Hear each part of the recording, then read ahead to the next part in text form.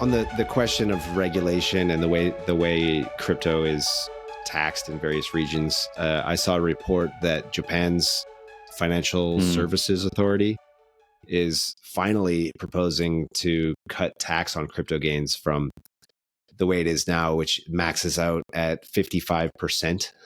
So crypto gains in Japan are just like treated as income, and you just tack it on to whatever your income is. And so if you're in the highest income bracket in Japan, it's 55%. And they're proposing to reclassify that to like a 20%. And then, so I wonder what that would mean for companies like Metaplanet, first of all, but also I just feel like this move from the regulator, like if it actually happens, it's more evidence that governments they're kind of like giving up their absurd policies. Governments around the world are kind of giving up their absurd policies towards crypto because they're like, well, we have to, like, it's just not going to work. Like, this thing is happening. We can't just have these like antiquated policies against them. And Thailand, also on that note, the cabinet there just voted to eliminate capital gains tax on Bitcoin to promote the country as a crypto hub. So another entrant into the sort of the Dubai game of trying to, or this Dubai Singapore game of trying to attract money and through like friendly crypto policies. So I think both of these are, they're just pointing to the growing global adoption of Bitcoin and crypto, and governments finally having to be sensible with their I think a lot of this.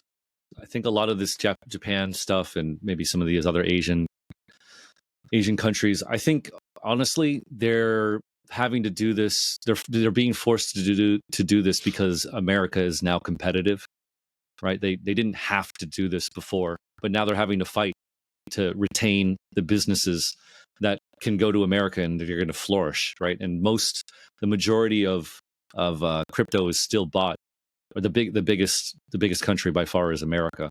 So to me, when I see what Japan's doing, it's like, oh, now you actually have to compete, and you're going to have to. You can't just be greedy and lazy. So the policy shift in the U.S. is having repercussions for policy around the world. Yeah, right. And it also just becomes like this whole nationalistic thing too, right? Which I think is probably an outcome of U.S. policy and Trump, where it's like, if this thing is happening, the best situation as a nation state for you is to get as much of it as possible within your borders as possible, right? Because otherwise, then it's just going to go somewhere else. So you're like racing to the gates to beat everybody else before they accumulate more. And then you have this scarce resource, which is good for national security, essentially. And honestly, being in America is preferable because it might not seem stable, but from a business perspective, it's incredibly stable. The laws are good and strong, and the legal structures there are great for businesses. And so that has tremendous advantage once it's accepted and kind of, what's it called, very transparent.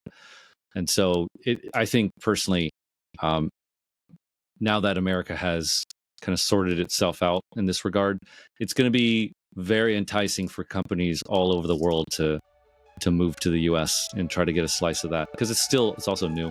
So yeah, these other countries are now going to have to fight harder to retain crypto companies and money.